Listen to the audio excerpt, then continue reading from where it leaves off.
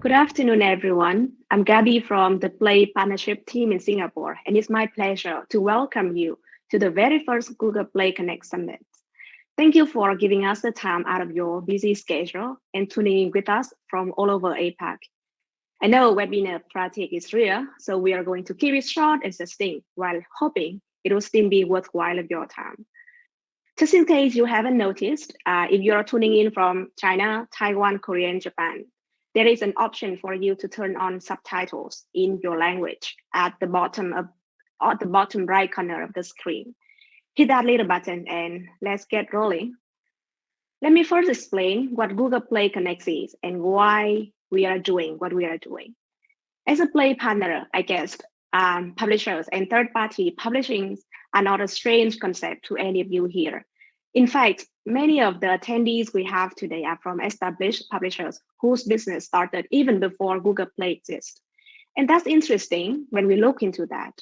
Our gaming ecosystem has changed a lot in the past, say, 20 to 30 years. The world has seen many new gaming mediums, and along with it, new ways to play and new channels for developers to distribute. Yet, with digital content delivery and centralized distribution, 3P publishing is still here and thriving, and their roles in the ecosystem have become more important than ever.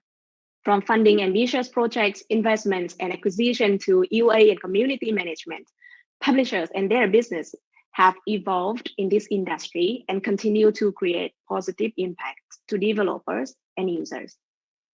So earlier this year, our team embarked on this journey of studying 3P publishing's business and understand what Play can do to support developers in your partnerships with publishers. We sent surveys, we went on one-on-one interviews with many of our partners.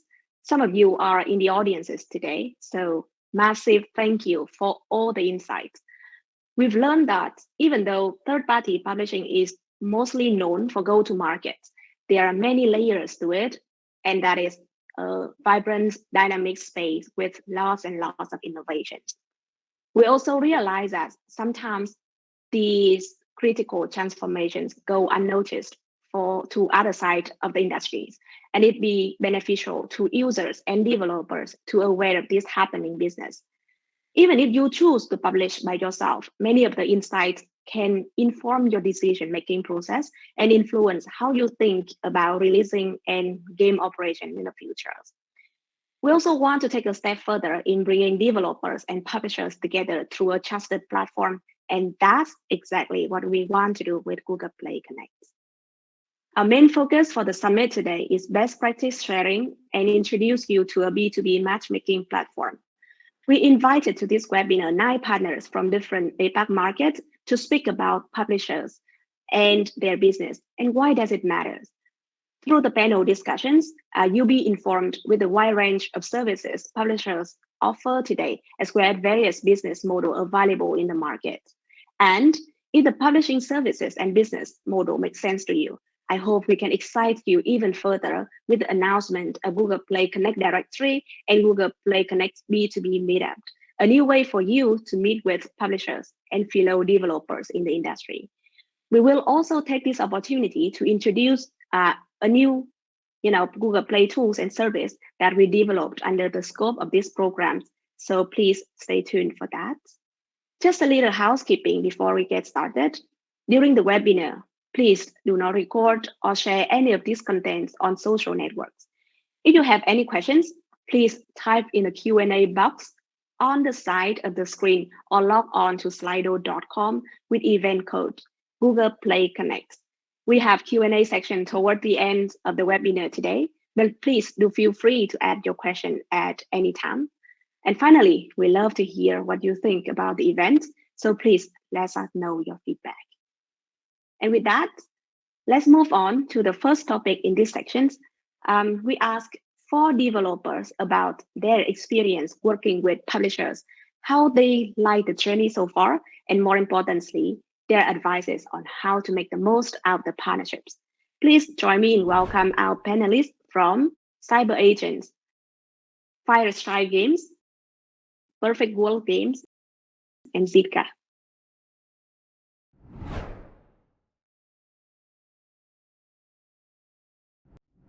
はい。直近のサイバーエージェントはですね、特に IP タイトルで、大きな売り上げを作っていくということが、市場のトレンドに合わせて、注力しているところでございます。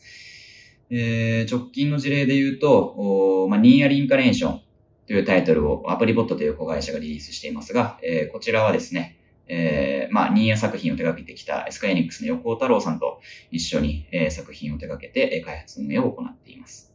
また、すでに発表されていますが、サムザップという子会社からは、日本国内で大人気を誇っている呪術廻戦という IP を使った、スマートフォンタイトルを今後リリースしていく予定です。Recently, we are focusing on idle RPGs. Idle RPG is a type of game where the gameplay mechanics is especially focused on growing the hero infinitely stronger. The genre is getting more and more popular these days. Many of the players come from the Korean market, but there are also a good number of loyal players from the rest of the world. We develop mid-core mobile games in several genres, including action hack and slash, tower defense, and squad RPG games. Our first big game took 2 years to develop. Now we only need 5 months to bring the game to the market and start doing tests, and potentially release the game officially in 9 months. Later on, we will keep adding game content, features, and increase the long-term LTV. Currently, our revenue comes mostly from high-tier countries such as the US, Canada, Europe, and some big Asian markets like Korea and Southeast Asia. In this 2021, in addition to one new tower defense game that has just been released, we cooperate with a publisher in China, T-Pic, to publish our game Shadow Knight in China mainland, and also collaborate with OneSoft Vietnam to develop a new NFT game project.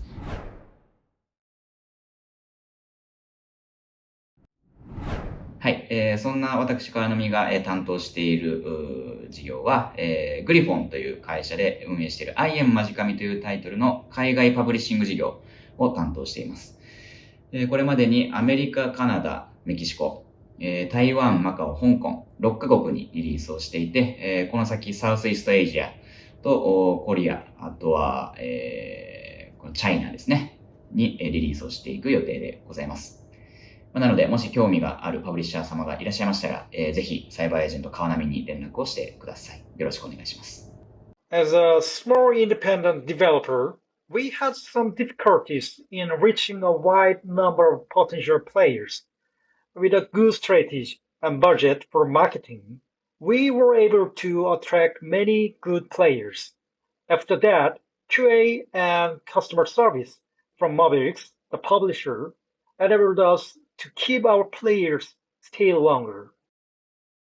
我们的游戏在台港澳的发行都会与当地的发行公司爱玩合作。爱玩有多年台港澳发行的经验积累，对于当地市场及用户有深度的了解。比如《新笑江湖》这款游戏，为了走年轻化路线，贴近年轻用户，以反骨作为行销主轴。slogan 是这江湖我说了算，用来诠释坚持自我、表达自我的态度，同时也突出了主角令狐冲不畏艰险、敢于挑战的性格。最终游戏收获了不错的成绩，上线首月流水达到460万美金，在 Google Play 畅销榜最高排名第3位。除此之外，在某些新兴的具有巨大增长潜力的市场，我们也愿意扶持一些处于发展初期的发行团队，与他们共同成长。比如我们在泰国与 Benny Media 合作，在俄罗斯与 InFiPlay Limited 合作。未来我们也希望能与这样的优质发行商建立更紧密的联系。 In the past, China mainland is one of our target market in Asia, along with Taiwan, Hong Kong, and we did get our game featured on the App Store main page by Apple. But after the enforcement of ISBN, we have to leave this market. And working with our publisher, T-Pic, opens the door to enter China for us.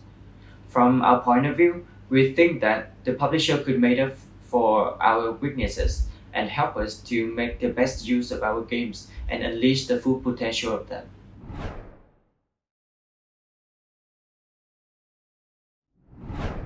はい、マーケティング力と運用力を、強みにしている会社です。ゲームを、新規で開発するときにですね、まず、そもそもこのゲームジャンルを作るとなったときに、どれだけのターゲットユーザーが、いるのだろうかという、定性、定量、両方からですね、マーケティングの調査を始めて、そのターゲットにしているユーザーの定性インタビューをもとに、どのようなゲームを開発すれば、ターゲットにしているお客様に喜んでもらえるゲームが作れるかということを、ゲーム開発時点から考えて、我々その子会社が10社以上あるんですけど、連携してそういったノウハウを蓄積していっています。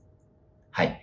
そして2つ目の運用力。こちらについては、ですね、10社以上のゲーム運用会社がありますので、その会社それぞれが得た知見ですね。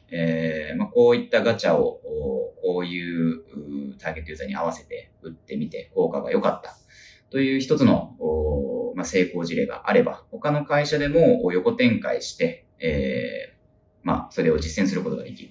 それが我々サイバーエージェントゲーム事業部の最も強い連携を元にした運用力だと考えています。その結果ですね、我々のゲーム事業部では、もう本当に長く運用しているゲームサービスが多くて、直近だと本当に7周年、8周年を迎えるようなゲームサービスも多く見られるようになってきました。近年1年以内に、終了してしまうゲームサービスも多い中で、これは、市場的にも競合優位性を保っているというふうに考えています。When we have a good game, that is just a part of the key to success. Actual players see multiple factors like the reputation of the publisher, customer service, and the business model of the game. These things are heavily affected by the publisher. As a young company, cash flow is extremely important for Zika. So besides looking into publishers' profile and their experiences, we also take into account the finance offer. First, the licensing fee play a role in helping us to investing into development for new titles, and it also helps us to drive growth in markets that we decide to publish by ourselves. For the same reason, we are keen to understand what business model publishers are open to. Whether it involves minimum guarantee, incentive, or any other commitment in how they will invest in their marketing when the game is released.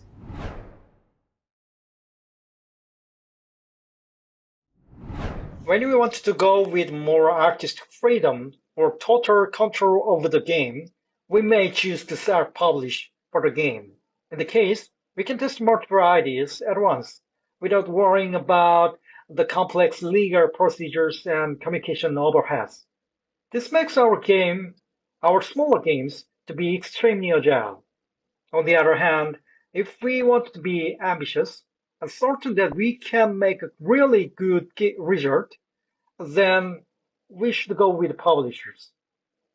A good publisher can provide more development cost and a more sophisticated business model, better customer service, better quality control, and most importantly, good marketing strategies.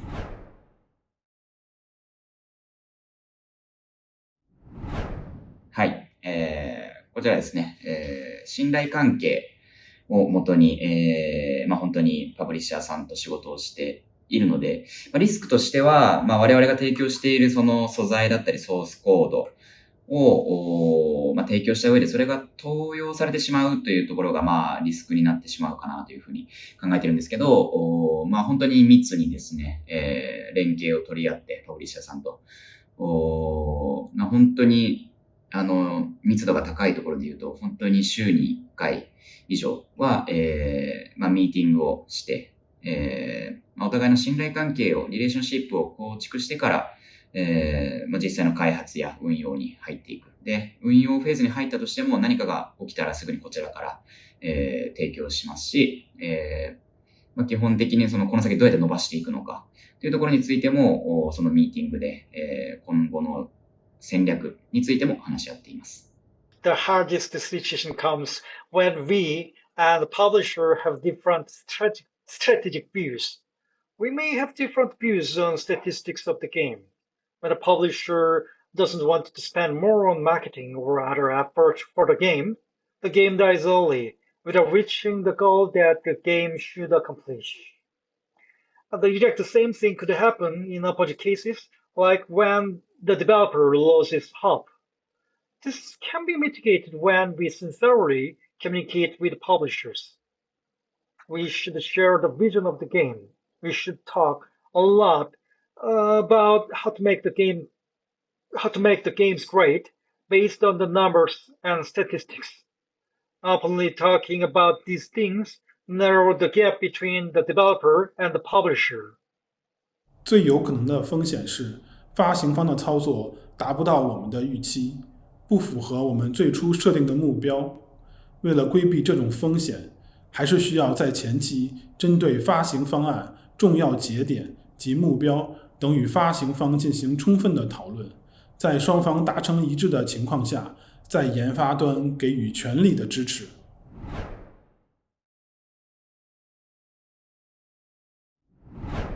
Yes、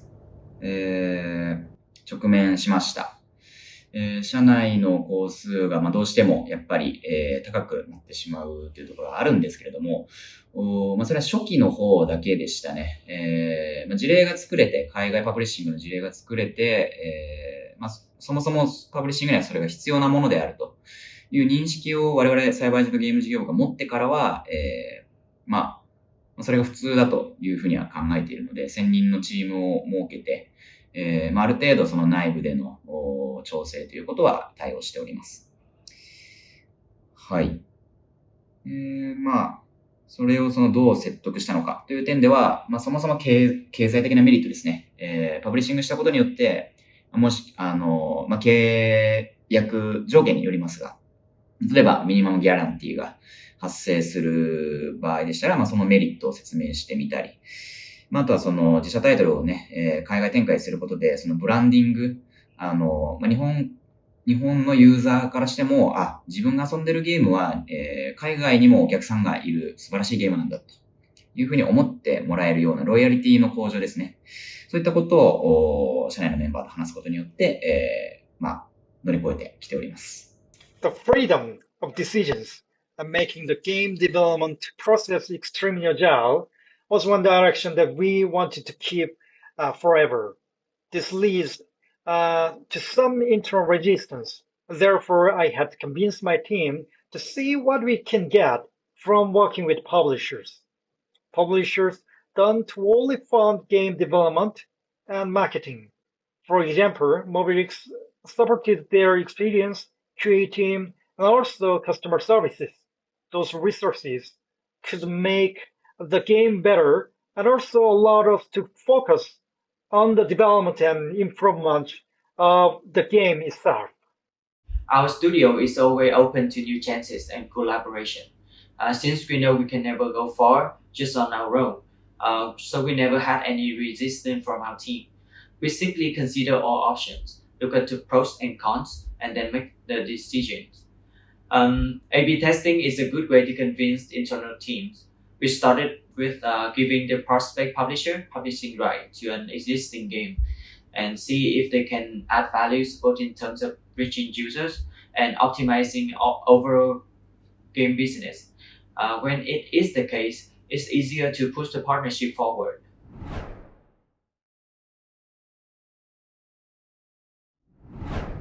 Publishers have normally well-built networks with platform holders like Google. This is a really important thing. Instead of preparing all the networks and finding the best ways to get in touch with platform holders by yourself, there will be much higher chances to have good opportunities with good publishers with well-established previous track records. First, be open and just share. For a partnership, knowing data is indispensable. So there's no use to keep it a secret. And we're always open to share, even our weaknesses and flaws.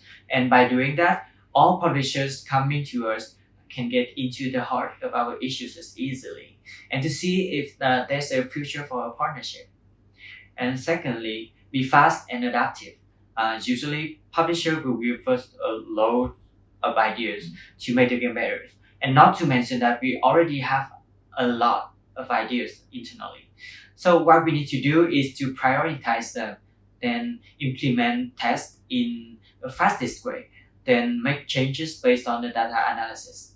And the most important and final tips is to always consider partners as friends on the way towards success, no matter if they can make a deal with them or not.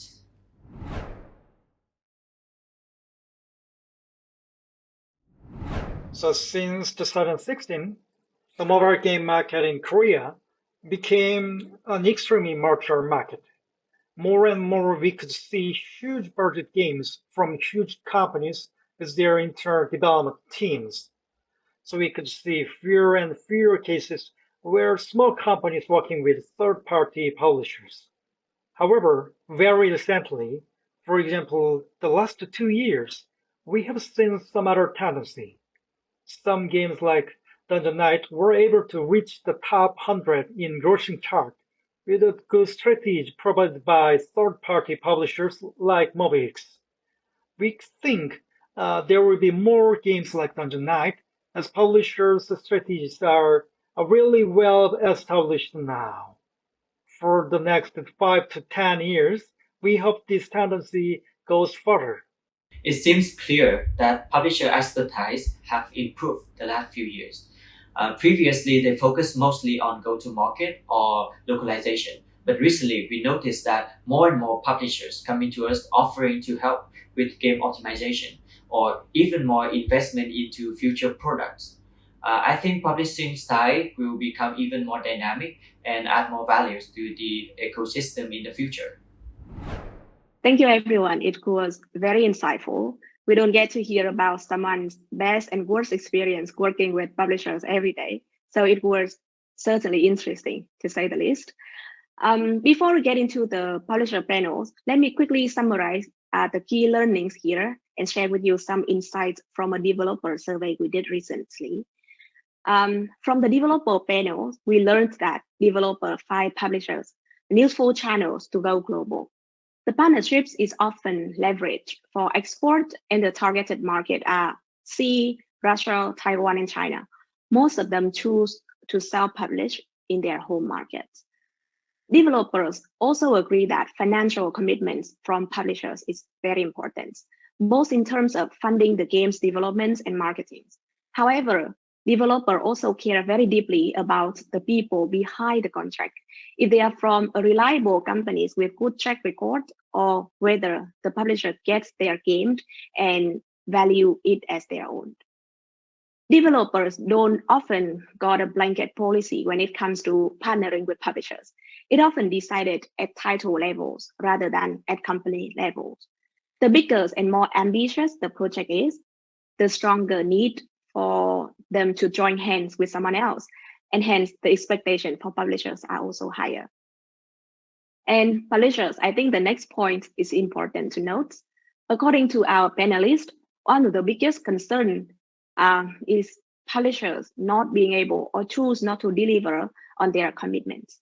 And it also explains why developers care about publishers' credibilities and track record and encourage open communication through the licensing period.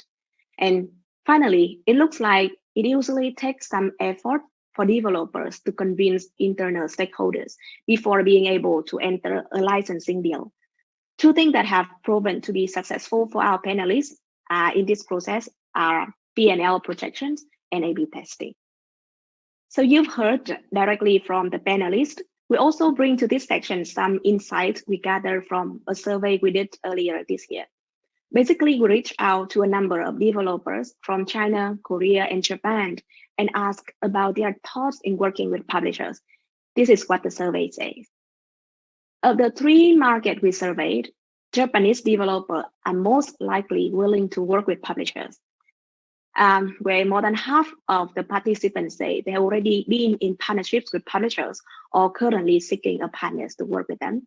But interestingly, Chinese developers are most likely willing to participate in B2B business matching events, with more than 85% of them saying yes to any opportunity to meet with publishers. When we ask about typical licensing contract, most Korean developers prefer shorter contract period, where it range from 1 to 2 years, followed by Chinese developers who prefer to sign for 2 to 3 years. Japanese developers tend to opt for a longer term commitment, as majority of the participants wanted to enter contracts for 3 years and above. Similar to what's shared in the panel discussions, the key publishing markets mentioned in this survey are Taiwan, Southeast Asia, and China. There are, however, 2 other markets that come up in the list of top priorities, as they are India, US, and we find it quite interesting. And with that, it's time for us to meet the publishers. And I pass on to Rachel to lead the next section now.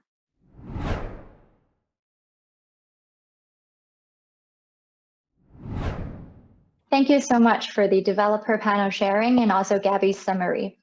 Hi guys, my name is Rachel and I'm the Taiwan Google Play BD. So coming up next, I would like to introduce you to our publisher panel. So the sharing will be from Germania Digital Entertainment, Indo Fun Games, Kakao Games, Neocrafts Limited, and VNG Corporation.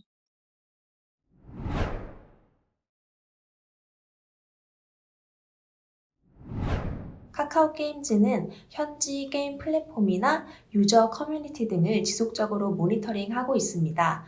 모니터링을 통해서 유저 기대치가 높은 게임이나 완성도가 있는 게임들을 탐색을 하고 있고 해당 개발사들에게 컨택을 하여서 미팅을 진행하는 등 다양한 방법으로 신규 파트너사들과의 접점을 만들고 카카오 게임즈와 함께할 수 있는 기회를 만들어가고 있습니다. 基本上我们在寻找开发商的部分会有一些，因为我们毕竟都有认识一些业界的同好，就是有朋友们，那所以有些新的产品或一些特别的产品，他们都会透过一些 word to mouth 的方式来跟我们做一个介绍。那除了业界介绍、朋友介绍之外呢，还有一些我们都会每年去参加一些固定的海外知名展会，像 GDC、China Joy、G-Star、Game Connection 这些等。然后我们参加这些展会的话，我们就会去自己去 search 一些比较 interesting 的产品跟一些开发商。除了参加展会跟业界朋友介绍之外，有些新闻相关的部分我们也去收集，然后去寻找一些产品。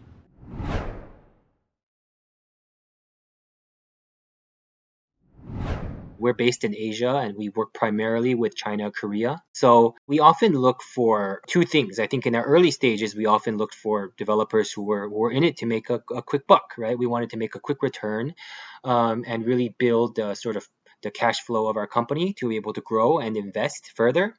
And now that we're sort of, for the past 5 years, really developed into a regional company that has much higher goals rather than getting a short-term profit, we really changed our outlook a lot. We definitely look for developers who want to build a long-term cooperation in our region. Right? We don't just look at their one game coming out. We look at the pipeline. We look at the people and the development team. What have they done? What were their past successes, right? And what's sort of their philosophy, right? So there are some games that are really heavy into UA and buying users as fast as possible and churning out more and more games to push those users into. And there's companies that want to build a long-term ecosystem, create a balanced gameplay for all gamers, whether you're free to play or small pay to play or a whale. You would have things that would really attract you. And those games and philosophies tend to last longer. And those are the businesses we're looking for right now. Because companies like those also tend to survive longer and be able to churn out a consistent portfolio of product, which is what we're looking for. We want companies that are interested in supporting the game in the long term, right? Because Southeast Asia is often a smaller market compared to the West, Korea, Japan. 其实我们走遍世界各地其实我们接触非常多的开发商朋友。那其实不管他是新创公司或者是一个长期发展有经验的公司，其实我们看重的都是产品的部分。那当然他在业界上的名声是否是好的，这件事情我们也是比较重要的。那以及这个厂商呢，他是不是过去有一个成功的经验，他可能不是全球，他可能是在单一个地区的成功经验，其实也是我们比较看重的。那当然在一些新创公司或者是没有成功经验产品，但是它有一个创新的技术，或者是它的游戏有非常创新的模式的话，其实也是我们在选择合作伙伴的时候的一个重要的项目。那当然在合作上面呢，其实我们也会非常看重的是他们技术层面的成熟度，比如说伺服器的稳定度啊，以及在 bug 或者是比较致命型的问题的处理的时间，以及双方的沟通是否流畅。因为其实双方沟通的流畅可能是创造一个最大的成功的方式。We have different requirements depends on different stages of the games. It can be divided into mature games and test games.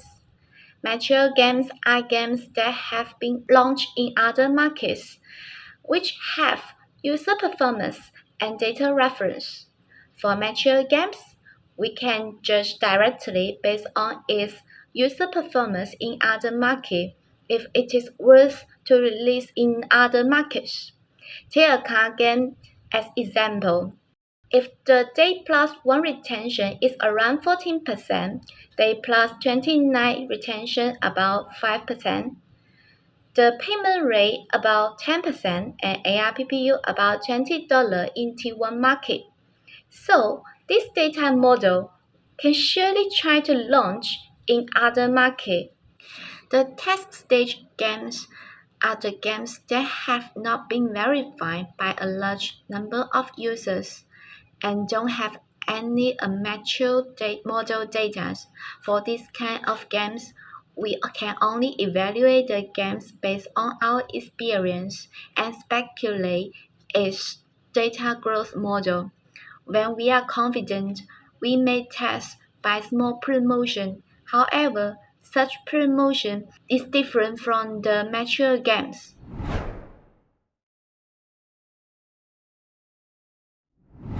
因为游戏橘子其实在从 PC game 开始到现在大概有25年在市场深厚的经验跟有一些相关的知识，所以呢所有的内容都是根据玩家喜好啊，所以在地化这一块是我们有非常可以提供给跟我们合作的 partner 符合台港澳市场的需求的一些 know how 以及合作经验。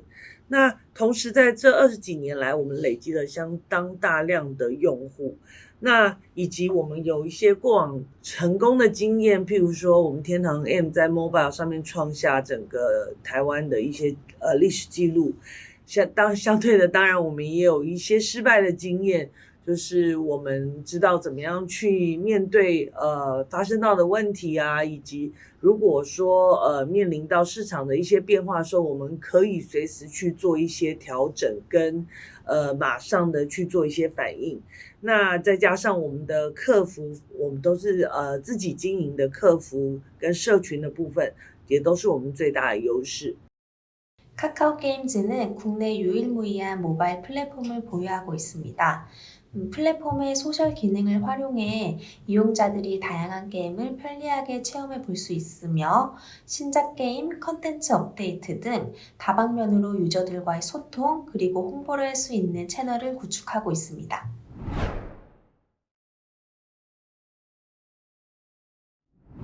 So I think number one is definitely local market insights, deep localization, right? We don't just hire a outsourced localization company and use their language. We have local teams that check these languages.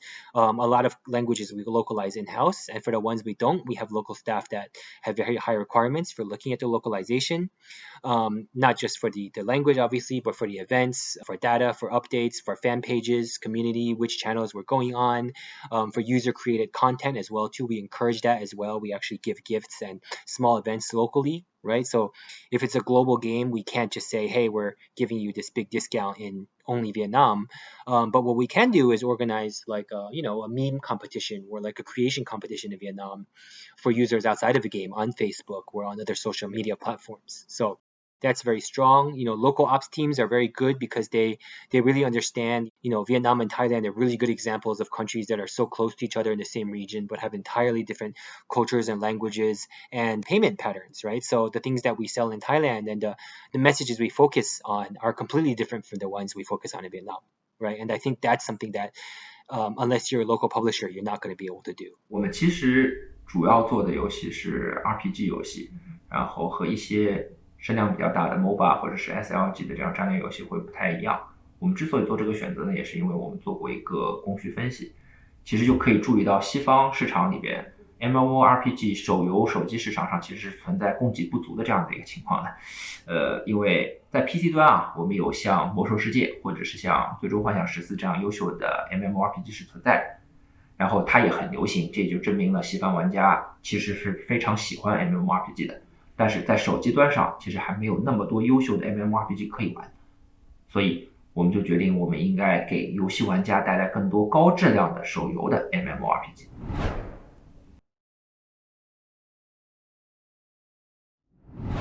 最好的经验啦，那当然是说跟一个开发商的长期合作吧。我们有几个开发商算多吧，很多开发商都是已经超过10年的一个合作经验了。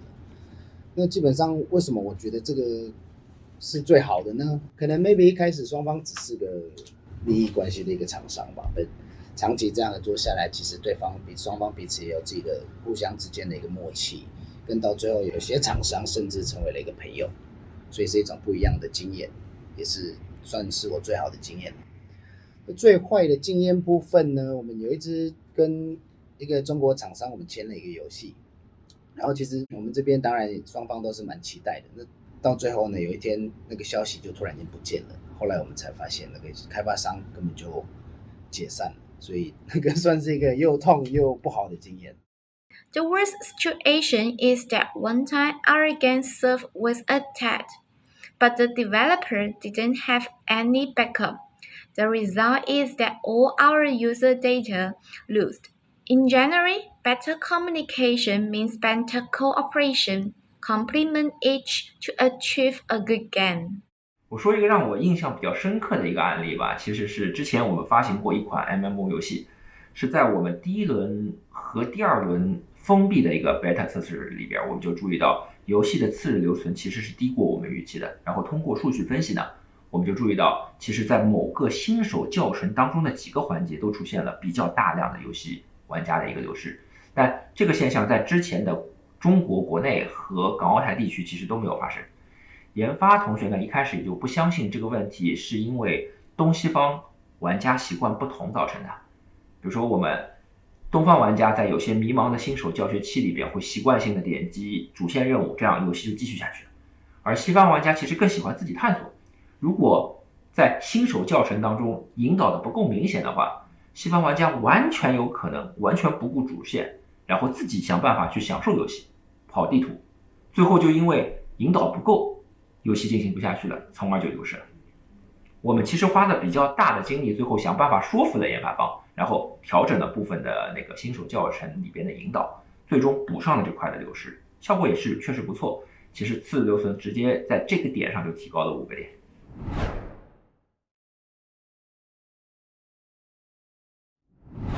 I think that, often people think that publishing is just, localizing the game, bring the game to market, right? And that's basically it, right? It's kind of like a convenience, right? And they might even distribute the game for you by spending the marketing money so you don't have to do it yourself. But actually, real publishing relationship, not just VNG, but other publishers across the world, you get into the nitty-gritty. You really try to understand the game and you understand the game design so deeply, and you're actually able to give a different view than what the developers who are doing the game. And you're giving a view as a publisher who's actually looking at a rather more unbiased perspective. We're just looking at the metrics, right? Like what's the retention, what's the play time, how many times are they opening the app, are they paying a lot, often? Where are they paying a lot? And what are the things that our users are using? What do they need, right? So those are things that we're really looking at from unbiased perspective, and especially for our users and regions, we're looking at local feedback in local languages and local cultures, and what are attractive to them. If there's a Lunar New Year event, right, we might have different things for Thailand and Vietnam and Singapore and Malaysia, right? Like, yes, the reward will still be the same, but the artwork, the content, the way you present it will be very different, right? And that's something that partners, developers, I hope they would be able to really appreciate more, right? Secondly, would be about specs and technicals, right? Because in Southeast Asia, the specs are there's new people getting phones for the first time every single month, so you'll have new users as well too. And discovery is not as developed as it is in mature markets. People don't know where to go to find new games. Everything's word of mouth. So doing that UA, doing that branding, doing that community is really important, right? As opposed to America or Japan, you just go on the store, you go to your websites with the news on mobile games. Southeast Asia, it's very scattered market, and it's really up to the publisher to really bring that knowledge of where the community is, where they can learn to play the game. 市场上其实是有一个比较常见的误解啊，是认为第三方发行商其实就是赚快钱的，做短线的。在发行的行为上呢，第三方或者说是代理发行商就只做1-2周的广告投入，游戏的生命周期也比较短，往往在1年之内就结束了。实际上，确实是有做短线的代理发行商存在的，但是专业的代理发行其实完全可以做长线的游戏发行。大多数代理发行商更喜欢短线操作的一个最主要的原因呢，其实是因为长线发行或者长线运营意味着更长时间的一个回本周期。这个段时间里边，如果配合的研发如果有配合力度不够的其他这样问题的话，这样子的话发行的风险就会很高。所以许多第三方或者是说代理发行的发行逻辑呢，都是用试错法来发行游戏的。单个游戏投入成本并不高，很快投放完了，然后很快就回本，1年发好多个游戏，用数量来代替质量。但是从长线的角度去看呢，长线的游戏发行其实意味着发行商1年它发行的游戏数量就会少很多，因为投入的精力不一样，单个游戏的发行成本会高很多，投放的这个时间也会更长。但只要长线能做得好的话，游戏最后其实总盘子的流水会大很多，研发方也会有更高的一个研发的一个分成。Newcraft 呢，其实是有一整套完整的长线的一个发行解决方案的，其中包括长线的运营，稳定的用户买量，然后用户货量，风险控制，然后包括其他的一些诸多的 KPI 体检。我们实际上还有一个专业的术语叫做流水半衰期，专门用来衡量一款游戏的长线运营、长线表现是否达标。流水半衰期嘛，顾名思义，其实就是说一款游戏它的单月流水从峰值、月度峰值一直下降到月度峰值的一半，需要多少个月？对于手游 MMORPG 来说呢，在西方市场上，流水半衰期的一个通常的一个值呢是不超过3到4个月的。但是对于 Newcraft 来说，我们自己做的长线运营的这些游戏呢，是完全可以做到18个月，甚至是更高的。也就是说，这款游戏从发行到峰值之后，经过1年半甚至以上，才到了它峰值的一半。所以这样的话，游戏就显得非常非常的长线。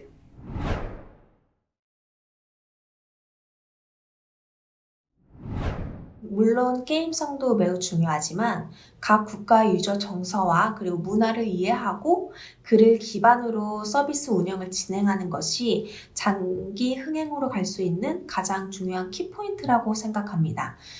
각 국가별로 문화와 유저 성향이 다 다르기 때문에 퍼블리셔와 개발사 양측 모두가 서비스하는 지역에 대한 트렌드와 유저 성향을 이해하려는 마인드를 가지고 그에 맞는 컨텐츠 그리고 유저 지원을 제공하는 부분이 협업에 있어서 가장 중요한 팁이 될 수 있을 것 같습니다. 我觉得其实在全球大家的合作之上，其实可能都是在不同的文化背景或不同语言之上的一个合作。那所以我觉得跟到海外旅行去的感觉是一样的，你可能要先理解当地的一些习惯或者是文化，或者是当地的玩家你喜欢的是什么东西。那也就是表示说，开发商跟在地的代理商可能要做非常有效率且密切的沟通，去了解在地化什么样子的内容可能才会是有效可以成功的。那在这个之上呢，当然产品要持续的去配合到当地玩家的一个频率，去他们的游戏习惯来去进行改版的部分，然后让整个产品更符合所谓的当地市场跟玩家的需求。那在这之上呢，当然游戏的稳定度这个就是必然需要最重视的一个项目。所以产品在初期呢，在地化有效的沟通，我觉得会是最重要的关键。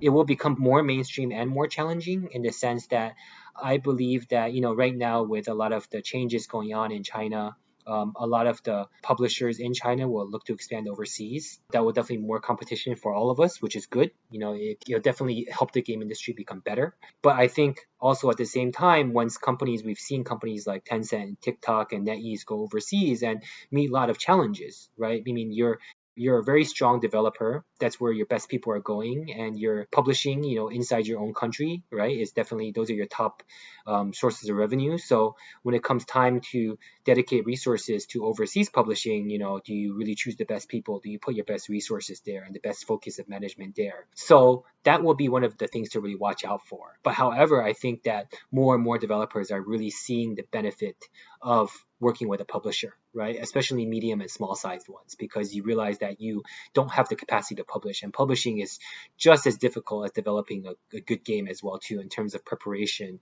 and all the different agencies and localization companies and CS and user interaction. So I think it's going to become a lot more mainstream for companies to find a publisher, and even companies who publish themselves will still, do a 50-50. They'll publish some games themselves and they'll license games out to others. What trends are you watching? So we're watching tons of trends, but we also realize that no matter how big your company is, you've only gotten a certain amount of attention from senior management, only gotten a certain amount of really top core people, really certain amount of resources, right? Your internal resources like legal and finance and HR, there's only so much that people can dedicate their resources to. So we try to focus on what we're good at. And then for other new businesses that we do, we try to make them separate outside of our main structure and try to invest in them and have their own KPIs as well too. So we've definitely looked at cross-platform gaming, right? That's something that's moving forward a lot. Cloud gaming as well too. We have our own cloud team. Esports is definitely huge, requires a huge investment. It's very different than publishing of hardcore games as well too. So again, we realized that we can't be doing that within the same team. 在过去的5年里吧，一些大型的游戏厂商其实都在尝试建立自己的发行部门，并且在很多的一些地区里边已经取得了一定的成功。但也并不是说所有的地区大厂都擅长做发行，在一些不擅长的地区，所以这些大厂就会看到他们会寻找发行的合作伙伴。但我相信呢，是在今后的5到10年里边，我觉得有一个趋势呢，是一些没有发行部门的开发商应该也会尝试建立自己的发行能力，然后已经有发行能力的呢，也会想办法把自己的发行能力更上一层楼吧，然后尝试去覆盖所有的地区。所以市面上应该也会出现一些收购的案例，会是一些发行的团队和研发的团队合并，或者是一些公司会把一些已经存在的发行团队直接收入囊中，这样子的话，来更快的建立自己的发行能力。Thank you again for the great sharing from our APAC publishers. I would also like to summarize 10 key takeaways and share with you some additional insights we've collected through surveys and interviews. First up, publishers are not only looking for short-term gain, but also sustainable partnerships, either maintaining the same title or publishing new titles from the same developer. Publishers also specialize in various genres and markets, so developers can decide the best partner fit based on this information. Publishers often have access to a broad local partnership network, including social platform, advertising agencies, IP holders, and localization agents. Publishers are well informed on industry standard metrics and local gamer preference for their specific markets. This allows them to tailor live ops and community management and advice on gameplay and user acquisition, etc. Publishing is also more than just language translation and providing servers. It is also user behavior study, potential market sizing, marketing optimization, phone, internet specs tests, and monetization such as pricing. This allows developers to focus on the product stability and content itself. For the best kind of partnership, it requires both parties to communicate frequently and openly with feedback that is based on data. As the industry evolves, markets are opening up to more genres. Gamers have diverse tastes, and therefore publishers have moved past publishing only games with strong IP or from big studios. They also license games from small, medium developers that build mid-core or casual games. Due to the pandemic, remote publishing may become the only solution if developers don't have local offices, but it will be increasingly difficult because gamers are more sophisticated and local regulations are changing. As we look ahead to what the industry will become in the future, publishing business may offer modular services such as community management, customer service, or marketing instead of the full-flag third-party publishing service. Here are more insights from our publisher surveys. From the 28 publishers that we've surveyed, they have identified that license and publish more titles as a top priority, but also a challenge. Publishers' self-identified expertise includes local community management, customer service, live ops, user acquisition, localization, and quality assurance. When publishers go about game sourcing, they usually reach out directly to developers and select based on market fit, gameplay, and game metrics. So building up a company profile with higher exposure can increase awareness for your games. Usually, the licensing terms last for 2 to 3 years or more. The deal is often based on a combination of revenue share, minimum guarantee, and an upfront annual licensing fee. Lastly, on the publisher partnership side, most publishers are reliant on developers to support technical matters, while some publishers are open to strategic partnerships with developers, such as providing guidelines on game design early on and even investing in a joint venture. Lastly, I'd like to give you a sneak peek on the publisher checklist that will be shared after the event. For publishers, you can evaluate your team's priority, and for developers, you can also use it to benchmark the kind of quality that you're looking for when partnering with publishers. The checklist will be a lot more detailed, but basically cover 3 parts: preparation, exploration stage, and also final metrics. By following this checklist, you can identify areas for your team to focus on or evaluate current competencies. We hope that you will find the above information helpful, and all the best in creating synergy through partnerships. Thanks for the summary, Rachel. In the same survey that we ran earlier this year, we also asked participants to list down some of the top challenges. We learned that many of you need help to identify good title to publish and good market to publish to. And in response to that, in the next sections, we have Kakui to share some of our latest work on finding publishing market opportunity. Kakui.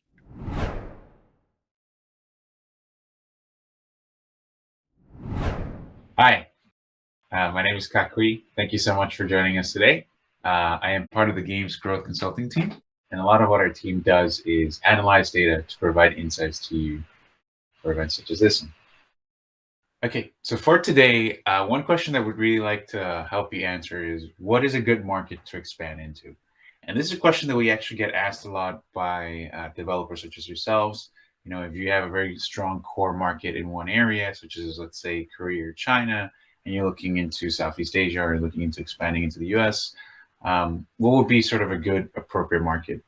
So in an attempt to sort of answer that question and help you guys, we've created an index, and I will explain that in a little bit. But first, sort of taking a step back, there's 2 key considerations when expanding into a new market, or usually 2 buckets of questions that our developers ask. The first one, of course, is identifying the correct market. And there are multiple variables in this area, right? One, genre affinity, right? So if I am, say, a RPG developer, is RPG popular in Singapore? Is RPG popular in India or in the US, right? So number 1, the market's genre affinity. 2, the user engagement behavior.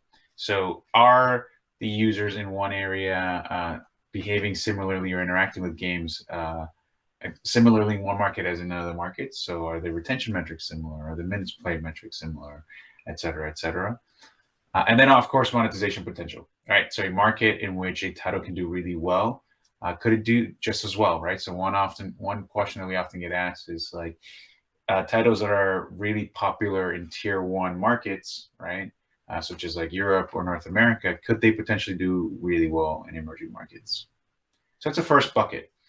The second bucket of questions, of course, is the execution piece, right? So actually launching and executing the necessary processes. So it could be marketing, of course, like how to position the title. It could be publishing, right? Taking all the necessary steps to take it to market. Localization, right? So should the content be translated or even culturalized to that specific market? And then live ops, right? Are there any sort of local events or regional offers that you should provide to your users? So let's focus on the first bucket for now, right? So identifying markets. And in an attempt to sort of answer this question, we at Google Play have created an index of market similarity. And we've analyzed 30 top markets across Google Play, 5,500 titles, over 900 market pairs. And we've looked at it from a lens of one, minutes played. So that's sort of our engagement data analysis, as well as spend. Right? So that's monetization analysis. And then we've categorized it actually by hardcore, mid-core, and casual genres to sort of aggregate it at a higher level. And so when we create this index, the data will look something like this. Now, this chart might look a little daunting because there's a lot of color codings, but essentially don't worry too much about the nuances or the details, but more at the buckets and the green squares, right? So what the greens represent is essentially markets that are very similar to one another, right? As an example, you have overall minutes played across all these titles that I mentioned before and all the markets that I mentioned before. You can see that, for example, like US and Netherlands are quite close to the market, or like Indonesia and Singapore can be quite close to one another. What's interesting is that once you lay out all the data like this, you start seeing clusters, and those are sort of the black boxes that you see here. And you start seeing sort of regional clusters and market groups that behave very similar to one another. So as you look into a graph like this, some questions to consider are obviously like, which markets should I expand into given that they're close to my core market, right? Which ones are expectedly similar, right? So I think a lot of people won't be surprised to say like, oh, US and Canada are very similar in overall engagement. But which ones are also unexpectedly similar, right? So which ones of the markets that you had in mind weren't actually as close as you thought, or were actually much closer than you thought they were, right? So I'm going to go into an example of the US, and I'm going to break it down by hardcore, midcore, and casual. But before I do that, I just wanted to explain the different genre clusters of the data that we're about to represent, right? So there's 3 clusters. There's hardcore, midcore, and casual. Hardcore typically represents long session gaming, long titles that have that tend to focus sort of more on meta progression, on character collection and gear collection. So in this situation, it would be MMORPGs, strategy MMOs, RPGs, card strategy type games. Midcore, which would be essentially a combination of, or somewhere in between hardcore and casual, right? So they combine elements of both. They tend to be mid-session gaming, so not as long of a gaming time per session. And they tend to have sort of competitive elements and monetized cosmetics. So MOBAs, shooters, battle royales, tower defense, sports, racing, these kinds of games. And then the last bucket is, of course, casual, which tend to be short session gamings, very quick and easy games, usually very family friendly, usually play to relax or pass time, or you're sort of on your commute on the train and you just want to play like 2 to 5 minutes of a match, right? And some of the genres in this example would be trivia games or puzzles, match 3, MMO casual, drawing and painting, slots, et cetera, et cetera, et cetera. Now, keep in mind that these classifications are, of course, just what we see from the Google Play perspective, and we've bucketed them thematically by these characteristics, as well as what we see from a data point of genres that behave somewhat close to one another for the purpose of data analysis. But of course, this is not fixed, right? It's just kind of our perspective on it. Okay, so now let's look at market similarities to the US to sort of exemplify or illustrate rather how different market affinities can vary by genre and by KPIs. So again, to caveat, markets are similar to the US by engagement data points, so by minutes played. And this first graph that I'm showing is for hardcore. So hardcore minutes played to the US, and we start seeing some interesting things, right? First, maybe perhaps not surprising at the hardcore level, to the US, the most similar markets tends to be sort of tier 1 Western markets, right? So that's sort of Canada, European markets, Australia. What could be also interesting to see here is number 2, which is Latin America actually exhibits some strong similarities to the US. So if you're a developer that's targeting the US, for example, you could consider testing in Latin America just for like an engagement perspective, right? Just to see like a new feature is good or the retention rates will be close to one another. And then the last bucket is 3 APAC markets, which actually at the hardcore level tend not to have particularly strong similarities to the US. However, things actually change when you look at the mid-core area, right? And so now you're seeing that actually in Europe, there's a little bit more of a red in there, right? So it tends to actually be more sort of English-speaking countries or Nordic countries that are closer to the US.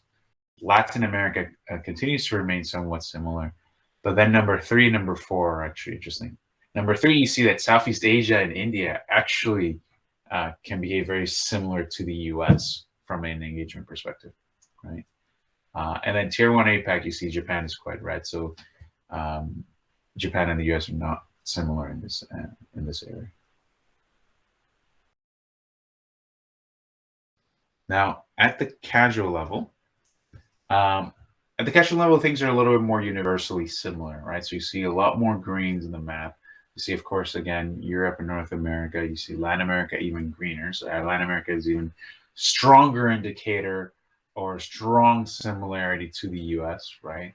So again, if you're casual title targeting the US, Latin America could be a very interesting use case or even an interesting market to expand into.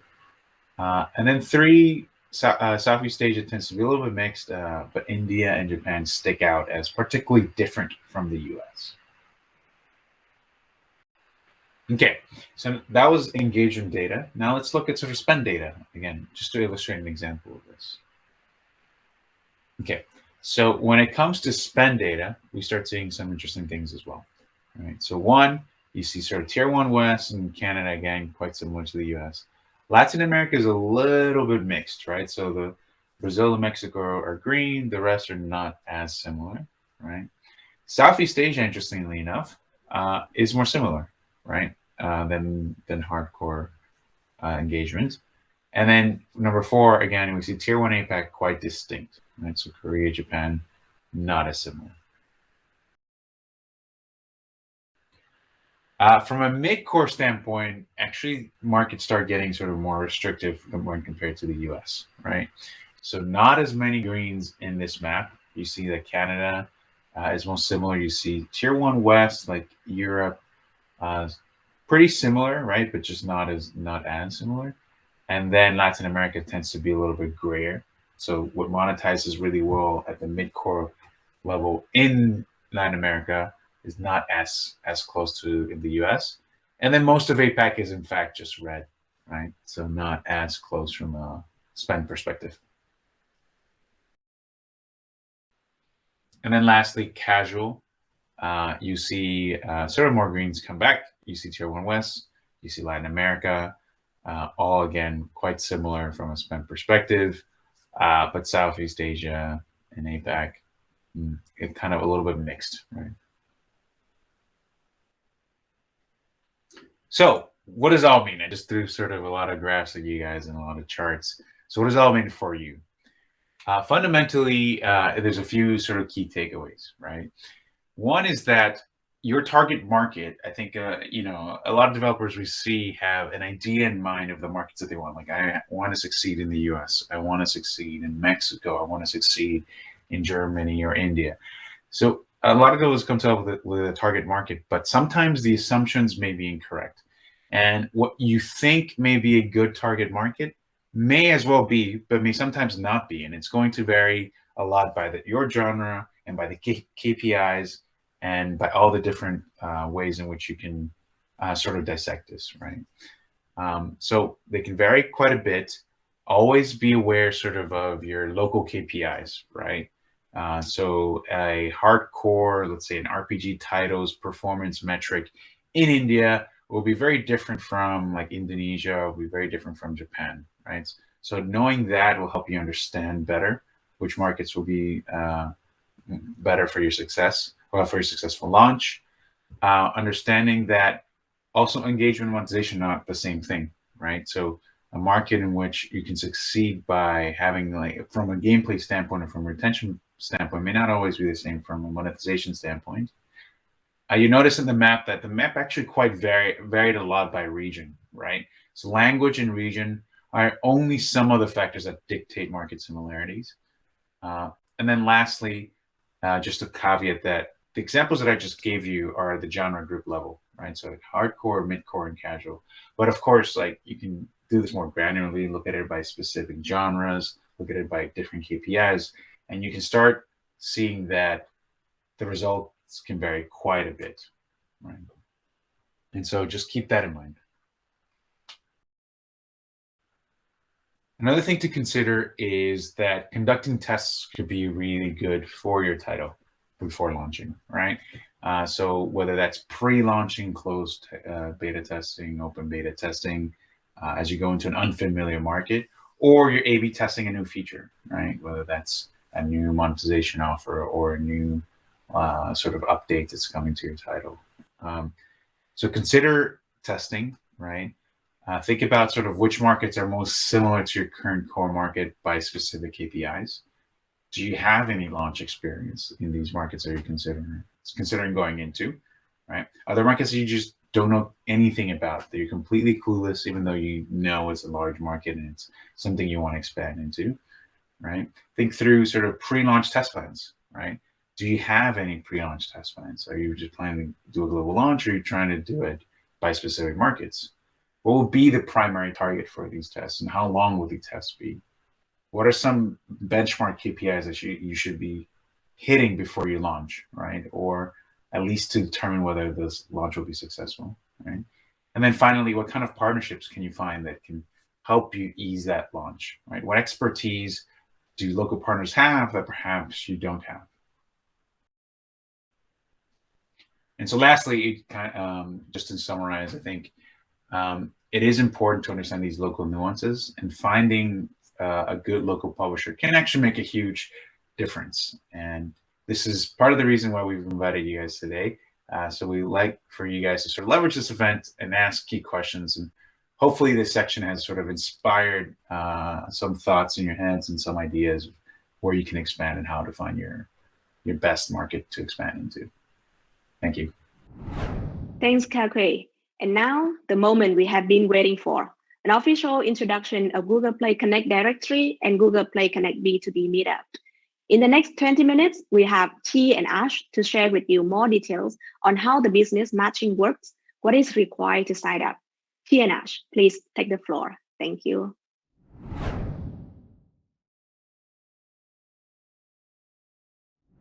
Hi, my name is Chi, and I lead the APAC Growth Consulting team for Google Play. Our team's mission is to work alongside our developers and partner managers to unlock interesting opportunities for you to succeed on the Google Play platform.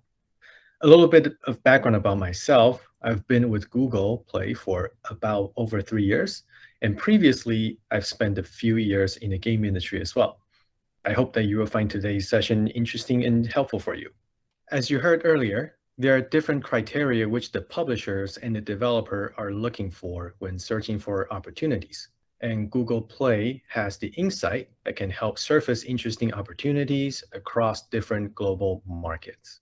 So the thinking is, what if we put this together? We believe that there are interesting opportunities that we can explore together and bring values to our user and players. And we're so happy that you guys are the very first group of partners that we're inviting to join us and build this ideal out together. Generally, we see developer taking on one or two, or maybe all three major roles: actual product development, publishing, and also acting as IP owners. As most of you guys know so well, in order to expand business either inside of your domestic market or internationally, finding great collaborative partners are one of the keys. In fact, we also often heard the request of, hey, if you know so-and-so in this or that market, either be a developer, a publisher, or some sort of an IP owner, could you please make the introductions for us? Now, even after you've met one of the partners, how both parties could build confidence quickly so meaningful business opportunities could be explored and conducted. From speaking with quite a few of you guys, the process of finding the hidden gems of a game or the right partner domestically or overseas to expand are often long, arduous, and to be frank, a little bit messy. So we got to thinking, well, Google Play as a platform is familiar with all of your successes, and we have the data to back you up. Meanwhile, you know best on how to really highlight your portfolio, expertise, and market reach. And also that special thing that makes you, you. What if we merge the quantitative data from Google Play and a qualitative, really interesting ingredient quality that lets you truly shine, and bring everybody together to explore new opportunities together, and also to expand together. Hence, the idea of a marketplace is born. We are now in a very early stage of it, and it consists of roughly 3 parts. The first part is called the Google Play data. So this is the part where your past performance data is generated by Google Play, and it is meant to showcase your success on Google Play to increase the confidence that your performance on Google Play is really there and backing you up. The second portion of this consists of the developer bio. Now, this is the part where you get to really shine and showcase what you're really about. We're going to dig into each of those components in just a bit in much greater detail. So if we combine those two things, then the third piece of this initiative would be the marketplace. And we're coining it Google Play Connect B2B Meetup, and hopefully that will help you to make that meaningful connection. As the first cohort of partners, if you decide to join us, you're part of the team that will build this with us. Sharing your experience, feedback, and wish lists in this journey will help us tremendously in making the next iteration better, more useful, and more hopefully successful for you. We're hoping that in the future, we can bring this format online and open up the platform to a much larger audience around the world, globally, and we would like to connect a lot more of you guys. Now, let's take a look at each of those components in much greater detail.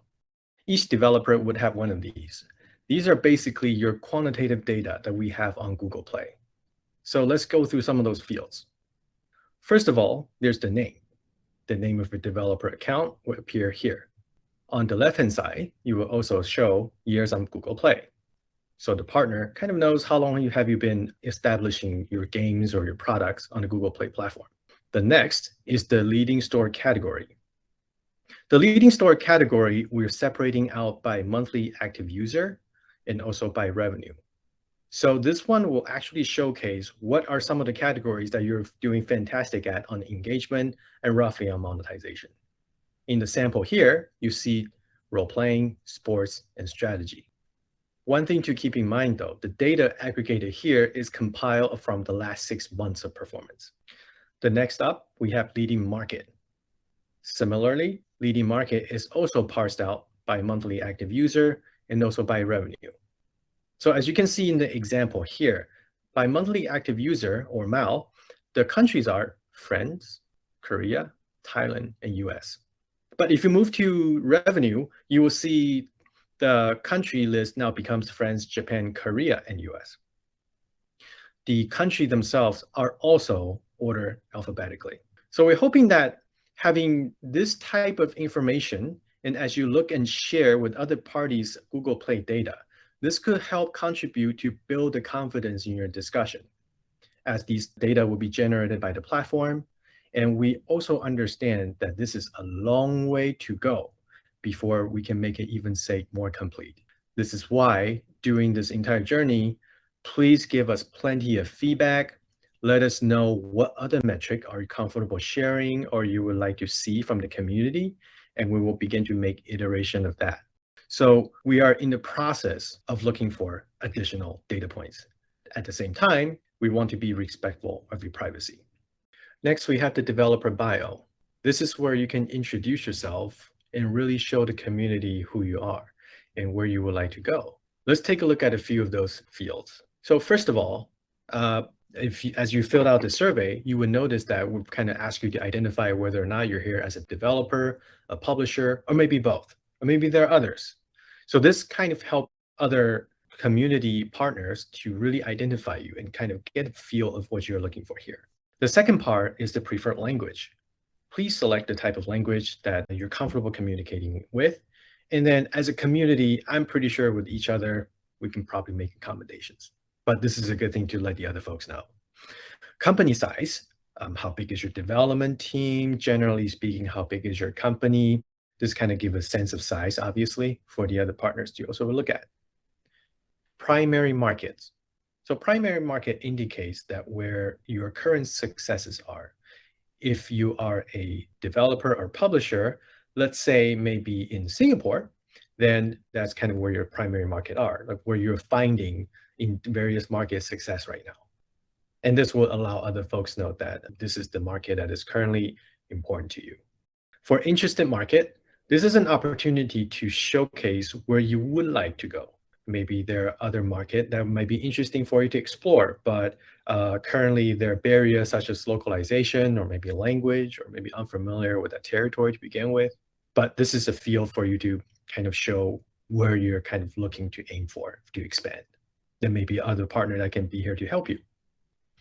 Now, I understand a lot of you guys filled this out prior to this actual event. So we will also be including Kakui's earlier market similarity material for your reference later on.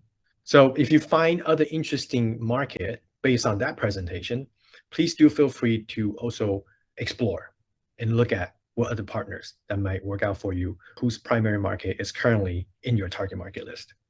Link to your company, if there's any URL address or in your company website, or maybe even a hidden portfolio that you would like people to check out, this is a great place to put it. Your key title. Which title are your success right now? Which title makes your company you? This is the place where you can kind of tell the world, like, this is probably the #1 product that I currently have on offering. Please advertise that in your self-intro. This is the part where it's a free-form paragraph for you to really tell the world about yourself. I am a developer based in which country, and my team consists of XYZ talents. We have successfully done this and that, and we're looking to either expand or partner on other opportunities or anything else that you would like to include in your self-intro. This will really help everybody to really get to know you. Now, all of this information, as you see in the survey, comes with a permission, if you will, for us to share that information on your behalf.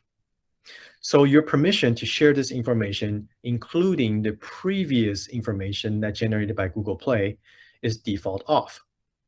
What that means is that we will not share this information until you give us explicit permission to. So please, here we highly encourage you to please opt in. For everybody that opted in, we're going to be able to show other catalog as well, which I will get into in just a minute. Combining both the data from Google Play to showcase your success, plus your own introduction you will give for this event. Your Play Connect Meetup profile card is now looking like this. To all developers who have opted in, you will be able to view the full catalog of profile cards together as a community.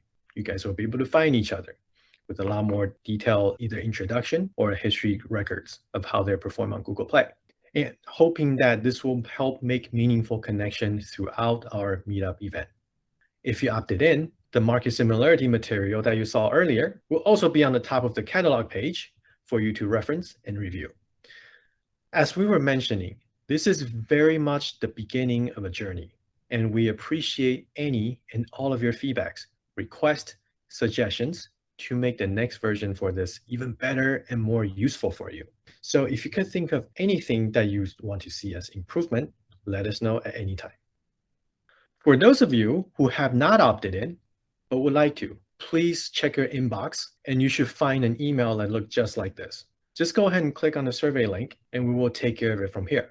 Next, I'll hand it over to Ash and talk about the other portion of this event, the Google Play Connect B2B Meetup.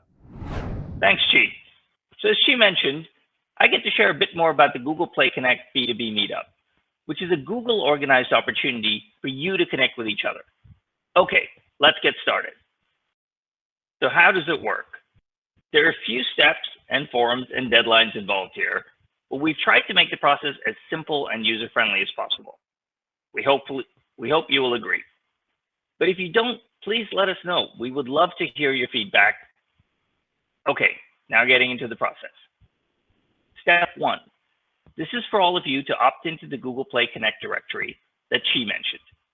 The deadline for this was October 28th. So if you haven't already, please, please, please do that immediately after this webinar. Step 2. This one's on Google. We will aggregate all your submissions and generate the slide deck that is the Google Play Connect directory and send it out to all of you by November 4th. Step 3. Now we're back to you. Between November 4th and the 11th, we hope you will be scouring through the directory looking for partners to meet with. You can request a maximum of 5 meetings through the meeting request form. And this is important. The deadline to submit that form is November 11th. Step 4. This is where things get a little bit complicated. We get a bunch of requests from all of you and we need to match them up. If you want to meet with Partner X and Partner X wants to meet with you, we have a match. That's great. And we can go ahead and set up that meeting. The more complicated case is when Partner X asks for a meeting with you, but you didn't request a meeting with Partner X. Well, in that case, we'll aggregate all those requests and let you know who all wants to meet with you. Then we let you decide if you want to accept the meeting or not by November 23rd. If you accept, we set up those meetings. If not, we tell Partner X sorry. This process plays out with your requests to other partners as well. That brings us to step 5, the actual meetings between all of you, which will be between December 6th and the 14th. I want to stress these are meetings directly between the two of you, not between the two of you and Google. The final step after those meetings is we will ask for your feedback on each meeting. It should take about 2 minutes and will be very helpful for us to form a picture of how useful the meetup has been and what needs to be improved.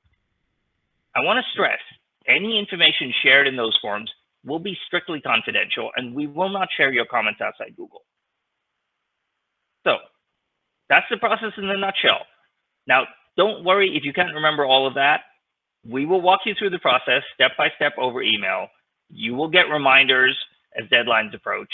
And if you're ever feeling confused, please just reply to the email thread and someone will figure out how to help you. That's it for me. Thank you for your time. I look forward to seeing all of your profiles in the Google Play Connect directory, and I wish you the best of luck in the B2B meetup.